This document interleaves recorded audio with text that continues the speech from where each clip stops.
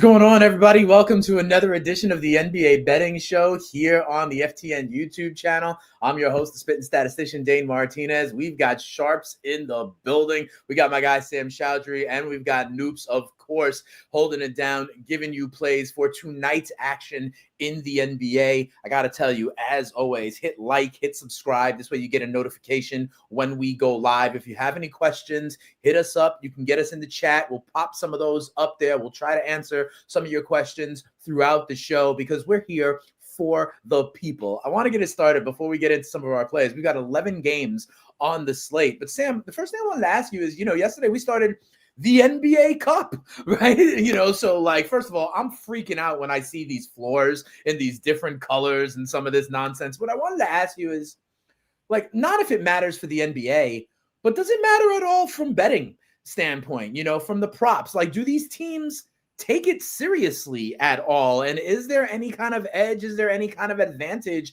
Maybe teams playing their starters more minutes, maybe guys caring a little bit more, because this was supposed to add excitement, add interest in these kind of November, December games before the holiday season. So, like, does it add interest or any edges to the better, Sam? Yeah, 100%. I wish I had the exact data on hand, but basically the way the in-season tournament goes is do you have a tiebreaker for a point differential? So again, I wish I had the numbers going into last night, but you see on average that every starter gets about a minute and a half to 2 minutes increase relative to their normal in-season rotation. So I mean, even just in blowouts and stuff, you see the starters play all 4 quarters. So I definitely lean a lot more overs. If you guys let's see our daily bets, almost all of my stuff is unders. But I mean, yesterday it was pretty much all overs aside from one, I believe. So I definitely think it makes a big difference. And we have a small sample size with this. I mean, this is only the second time around. And I do think that with the prize money, I don't know how incentivized some of the studs are going forward to play the entire game. But yeah, for now, I mean, I'm just going to roll with the data we have and just seeing the starters play more minutes. I definitely want to lean more towards the over. And even on the prop market, you don't really see any significant changes in line movement. It's pretty much opens up relative to their season average. So I'd say that's definitely the biggest edge. All right, Noobs, let me ask you kind of the same thing. Would you concur? I mean, Sam saying maybe extended minutes for the starters, almost like a playoff. It is, kind of a tournament atmosphere. Do you agree that maybe we lean towards more minutes for some of the starters, maybe some more overs because they're on the court more? I know my guy Josh Hart got a triple-double last night, and that was kind of like it harkened back to me from like in the playoffs where he was playing almost literally every minute of every game. The Knicks get the W in Philadelphia. Do you think that maybe that's something to look at here as we get into the NBA Cup? I think you're muted there, Noops, but let us know what you think when it comes to the NBA Cup and any changes any edges you can get because of this format.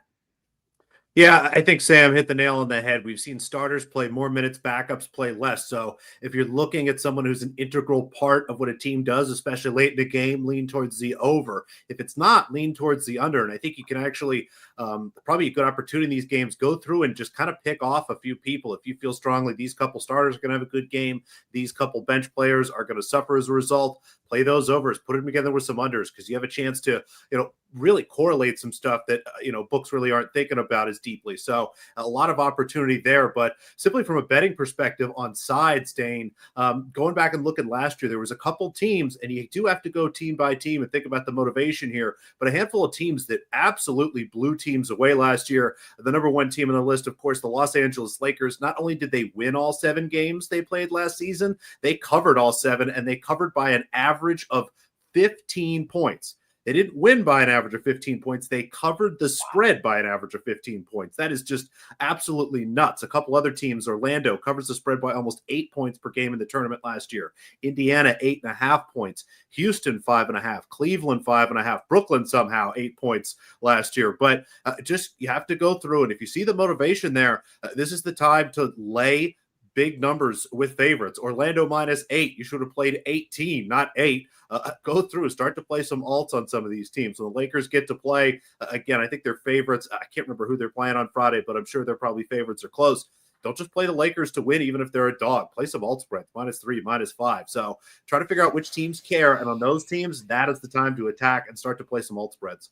I really like what you're saying there, Noobs, reminding us about the point differential and how that does matter, especially in this round robin kind of portion of it.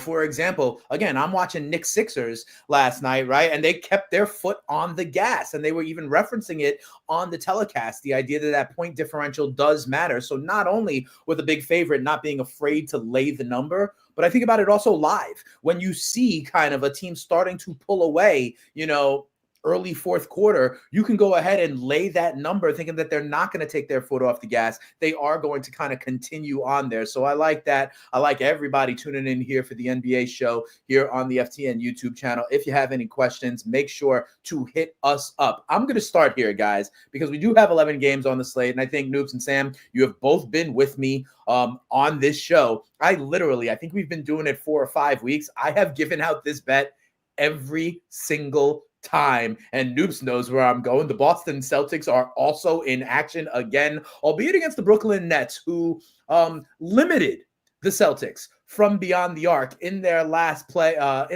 game. Boston scored only 108 points against Brooklyn, but I actually think that's a good thing. I'm going right back to the well. Give me Derek White over 3.5 3-pointers. You can get that now at +140 at Bet365. If you're a little scared of getting caught by the hook here, another way you can do it is to have him get 3 or more threes if you don't think he's going to get to 4 and just 3, but then add it with the Celtics money line and you still get a palatable number at -119. Well, let me tell you something. Derek White, first of all, Boston, right? They make over 18 threes a game.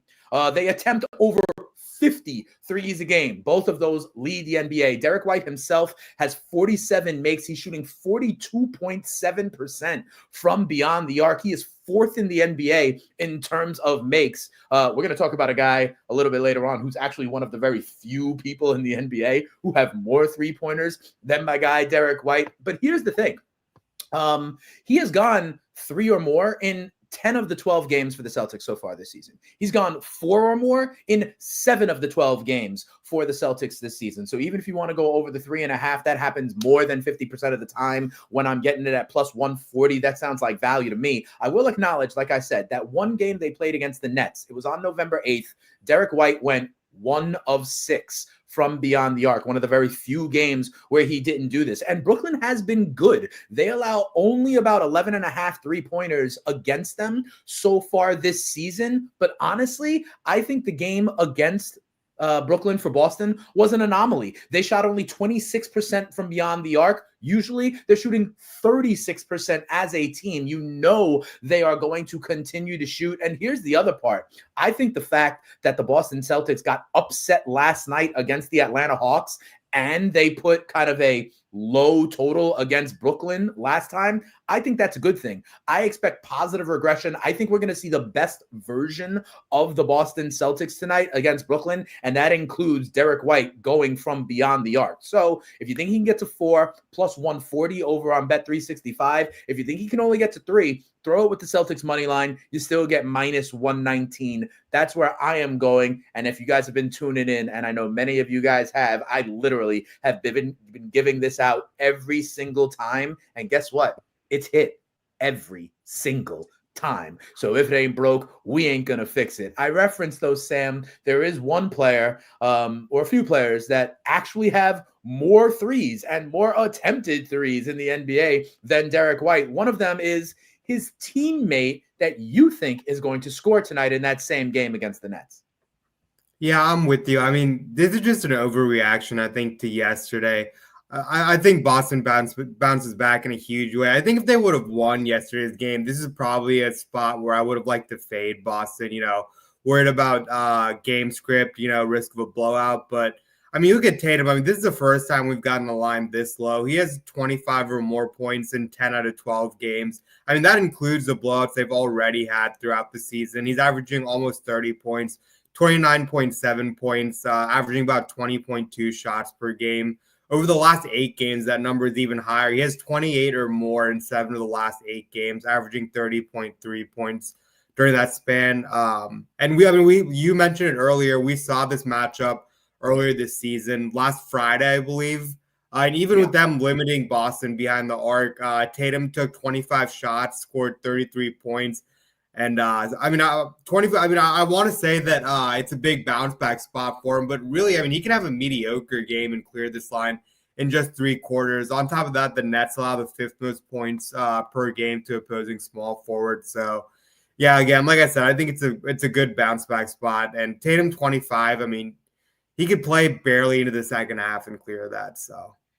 Yeah, I'm with you on that. Like you said, I think we're both in the same place, especially like you mentioned, Atlanta took him out yesterday without Trae Young, right? So I do believe this is the bounce back spot that you are referencing. So we'll take it from there. By the way, we got Leg Show Magazine saying, "What up to Noops?"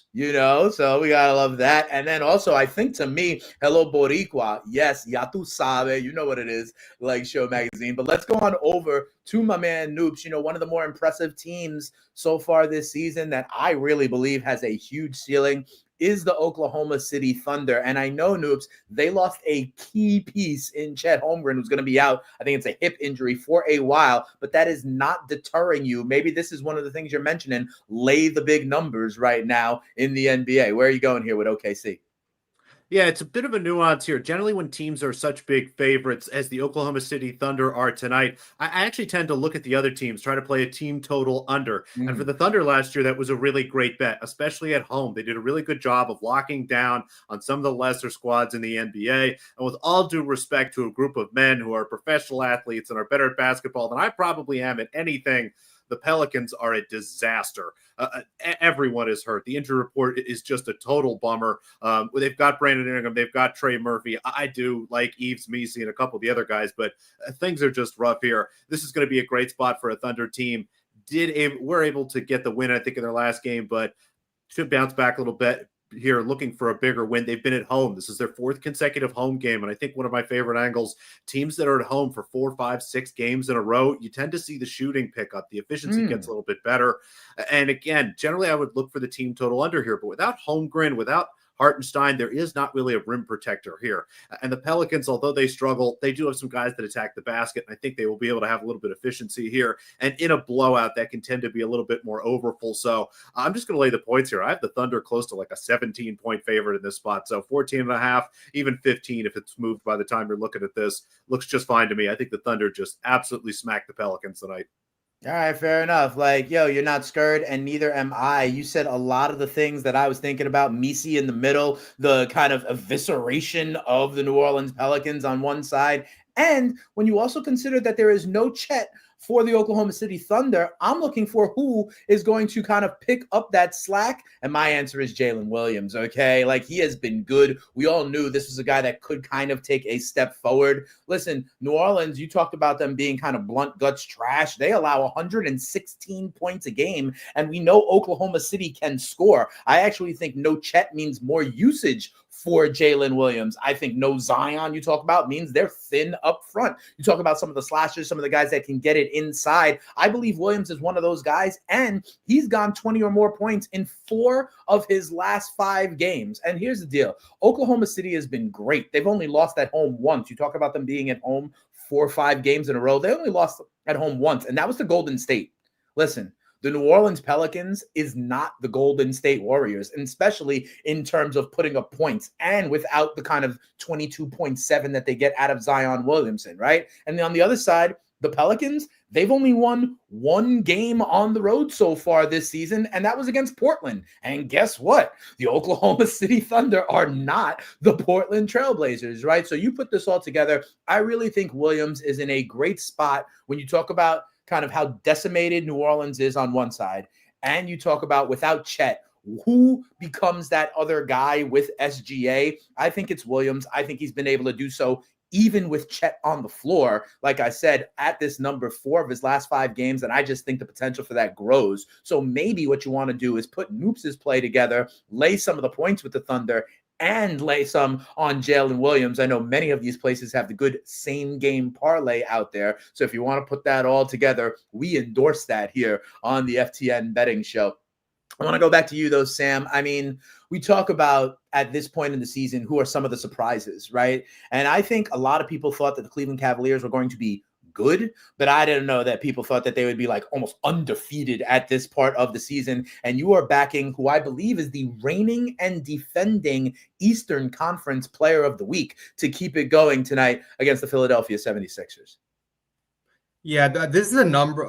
This is another line that, I mean, it's the lowest that I've seen all season. It's Garland over 5.5 assists. You got to kind of lay a bit of a juice, but again, you don't really get this kind of number, and I don't think you are gonna see this line for a while. Overall, he's cleared this in 8 out of 12 games, averaging 6.5 assists on 9.6 potential assists. 6 out of the last 7. That's about 85%. When he plays 30 or more minutes, again, we imagine these guys will be playing a lot more minutes. And there is a chance that, unless I've missed any news, that Jared Allen might not be playing. He's currently questionable. So that's just more usage for everyone across the board. He has at least 6 assists and 7 assists in 6 of the last 7 games against Philly, averaging almost 8 or over 8 assists, 8.3 assists on 14.3 potential assists. We know Philly already ruled out Paul George, so this is another team I feel like they're sort of going to be limping their way through this game, and I think that's just going to leave more opportunity for Garland to obviously be the main distributor in the game. And we finally saw Donovan Mitchell get it going after a pretty quiet start to the season. And I mean, to no fault of his, Cleveland has just absolutely been rolling over their opponents. We've seen Evan Mobley take a huge step up, both offensively and defensively. Again, if Jared Allen is ruled out, I want to run to my books and back Mobley here. It does look like his lines are a bit high. It seems like the books are sort of projecting. I mean, they're pretty much baking in the risk of Allen not playing. So maybe if he does get ruled in, maybe his numbers drop a little bit. I know Mobley's just been a guy that I've been backing all season long. I mean, you look at his steals and blocks at 2.5. That's about minus 160, minus 170. There's no way it's going to be that juice if Jared Allen is officially going to be ruled in. So we'll see on that one. But for now, I mean, I think Darius Garland, I mean, he should be 6.5 everywhere like he is most nights, especially if Jared Allen is ruled out. So it's a line that kind of confuses me. But, yeah, I definitely want to ride it.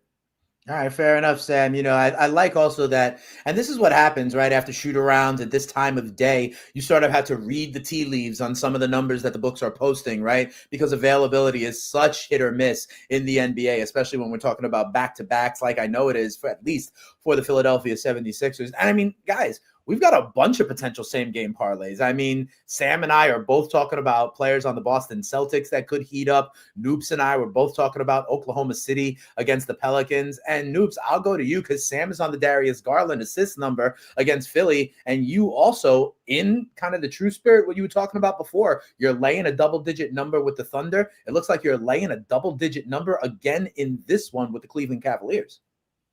As sad as it makes it to say this, Dane, as a man that is sitting next to this wonderful 76ers hat, loves to don it whenever I bet the 76ers, the hat's not going on. No. We're going quite the opposite way here.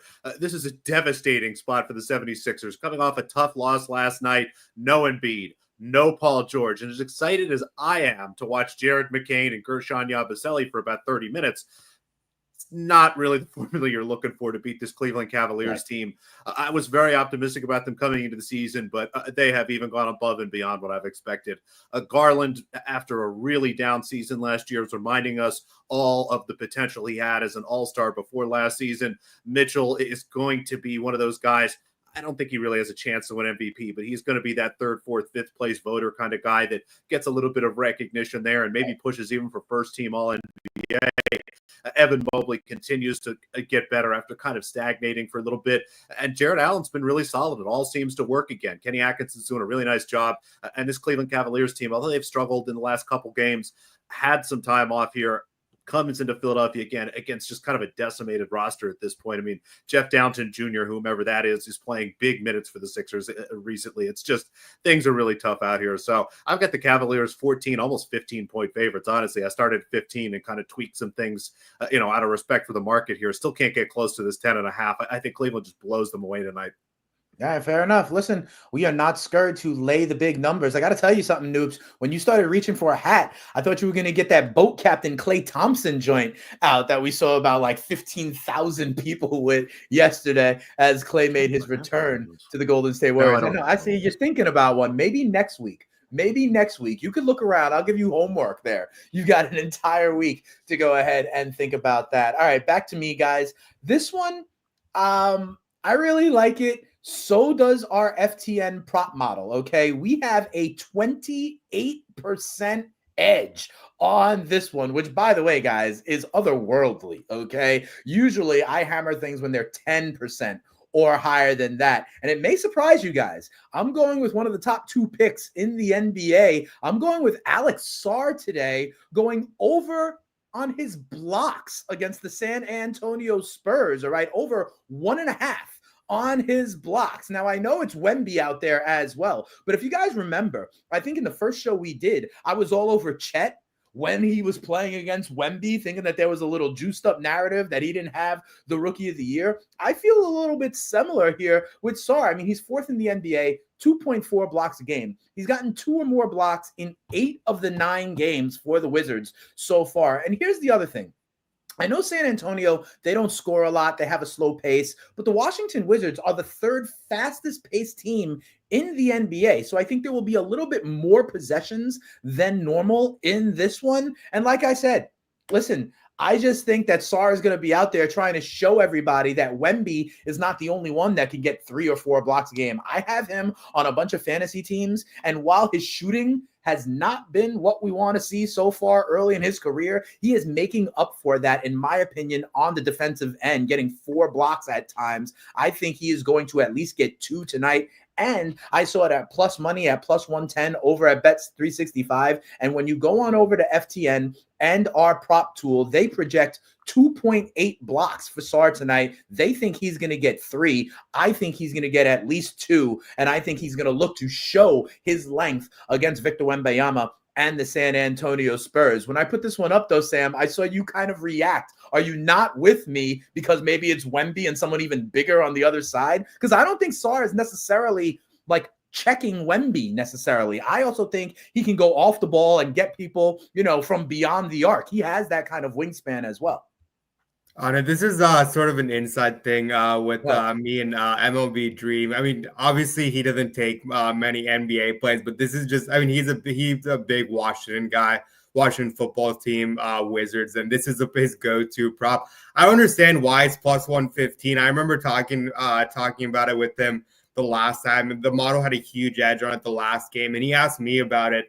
Then I said, I don't really know what his minutes are going to be like with Kyle Kuzma. And I believe he had a season high minutes the last game in Kyle Kuzma's first game back. So again, I think the best number was minus 125 the last game. So I'm kind of confused why you're getting this at plus money. It's the one that I missed, but I didn't want to go back to this as well. If Dream's watching, I'm sure he raced to his sports book to get this one in. So now I'm with you. I like that as well. I'm going to take that as well.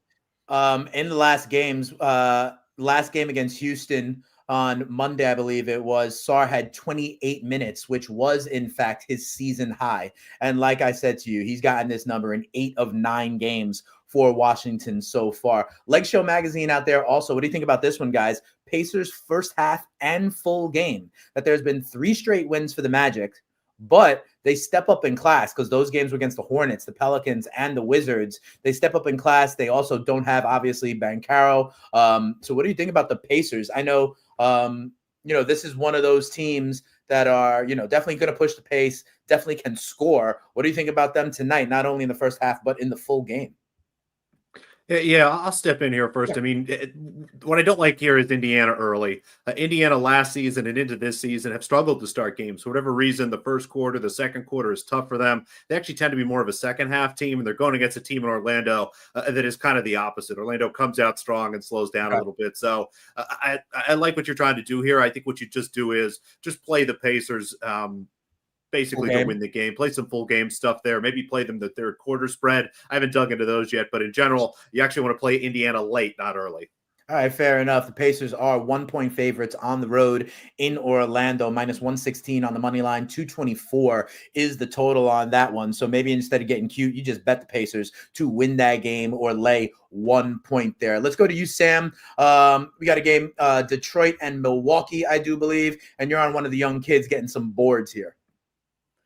Yeah, this is one of those props that I was looking at. I was looking at pretty hard yesterday with Jaden Ivey over 3.5 rebounds, and it was juiced to about minus 140 yesterday. And I was looking at it, and I was like, man, this guy doesn't miss. Going into last night, it was he had at least 4 rebounds in 9 out of 12 games. He had another 7 boards yesterday, and that was a new season. Or sorry, it was 9 boards yesterday, which was a new season high. He has 7+ rebounds in back-to-back games now. Overall, he's cleared this number in 10 out of 12 games on the season, averaging almost 5 boards per game. And he has 5 boards in 4 of the last 5 games against Milwaukee. So I missed the line yesterday. Again, like I said, I didn't want to lay the juice, but I really like to look at it, even though it was at minus 140. And for some reason, after a dude grabs 9 boards, the juice sometimes comes down. Again, like I said, it's not even been close. 7 boards back-to-back games. Not expecting Dame here. So, I mean, we saw what the Bucks offense looks like. It's Giannis and no one else. I mean, these guys, I don't know if these guys should even be at the league at this point. So, this is a pretty good spot for Detroit. Even them, obviously, both teams coming on the second night of a back-to-back. So, yeah, again, he hasn't even been close to this number. So, I really like him to get 4 boards at least. He's been clearing this at half the last 2 games, and I think there's a good chance he does again. Would you ladder it, Sam? Yeah, I think this is a great ladder spot for sure.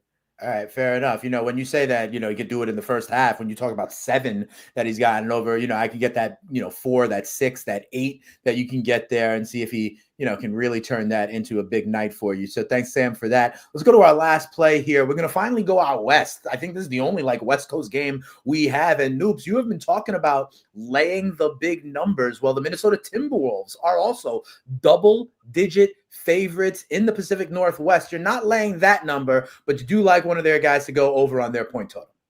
And as far as the full game goes, so much I'm curious to see about after what happened last night. A very bizarre performance. Portland at one point, I think, was 17 for 25 from 3 during the game early on. So hard to think that's going to happen, but it's the second night of a back-to-back. This has been one of my favorite angles, and you can find stuff like this in teams that have a veteran starter and a good backup, which is exactly what we have in Minnesota. Rudy Gobert, the second night of back-to-backs, we tend to see his minutes drop. Those minutes get replaced by Naz Reid. We see basically more shot attempts, second night of back-to-backs and things like that for him. Our model at FTN has him just shy of 15 points. So 11.5, that might not be around, maybe still at minus 120. I'm seeing some 12.5s at even money. Again, going back, one of my favorite parts of the FTN same game parlay tool, it not only tells you what the projection is, it shares with you your edge. It tells you what the juice is supposed to be. The 11.5, we make that minus 154. So still a nice edge at minus 120. The 12.5, we make that, I believe last time I looked at was about minus 127, minus 130. So at the over 12.5, around even minus 105, still a nice bet. Either way, I think Naz Reid scores in bunches tonight. We're just taking advantage of the fact the market a little behind on the idea that we just see more usage and more minutes from him when Gobert plays less in the second night of a back-to-back. Listen, I love what you guys are saying. I say this all the time here at FTN. We're not only giving you a fish, we are teaching you how to fish. And already we talk about with the NBA Cup, the idea of more usage for some of the starters if they're invested in it more. You're talking about how to maybe look at some of these things on the second night of a back-to-back, how some of those kind of bench guys could get in, especially with some of the veterans, right, who it takes a toll on a little bit more. So that's why I love having you guys together, Noob, Sam, all the sharps here at FTN. Remember, you got to subscribe. You got to hammer the like button. It truly helps. You got to tell a friend to tell a friend. And Sam, one of the things I've been seeing you and our boy MLB Dream out there for on some of the spotlight games in the NFL are taking parlays, but going conservative with some of the numbers, right? Instead of a guy that's hanging, 56.5 rushing yards, getting him at 40 or under that, right? And I see a lot of these props we have that we really like. What about, Tatum instead of 25?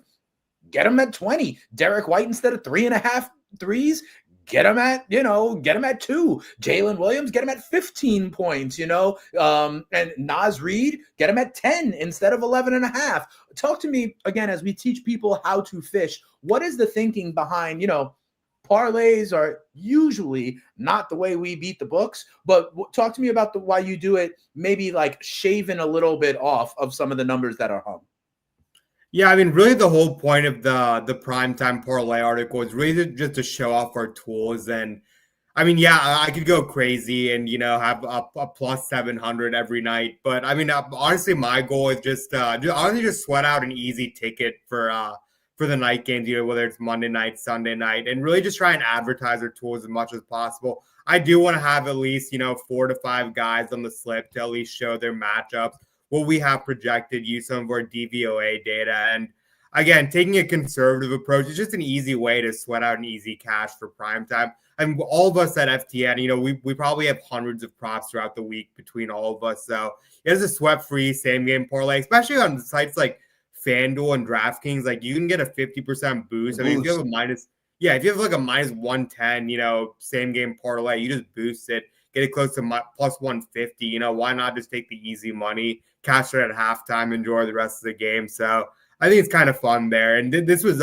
Dream's idea to have the same game parlay, just something fun to do throughout the week, something to sweat out. And I mean, it's been doing really well. Like I said, it's been sweat free. It's an easy cash for most of the night. So yeah.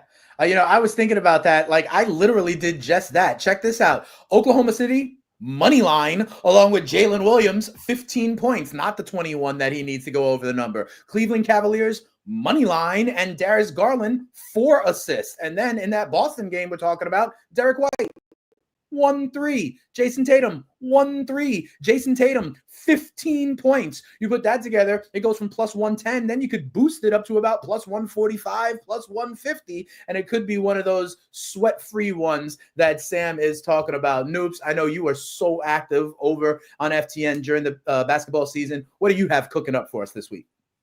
Always Hoops with Noops, Monday, Tuesday, Thursday, and Friday. Of course, Wednesday. We're here talking every single Wednesday, and always in the Discord. I love chatting up with you guys. And that is another one of my favorite parts. It's not just the tools, it's the community. Like Dane said, we got a lot of sharp people that not only work for FTN, but that are floating around in those chats. So if you are an FTN member, because I find a lot of people are and they're not in there, get in there, be active. You get stuff as quickly as possible, and there's a lot of good other things going on in there. So I'll be active in there, and you should too.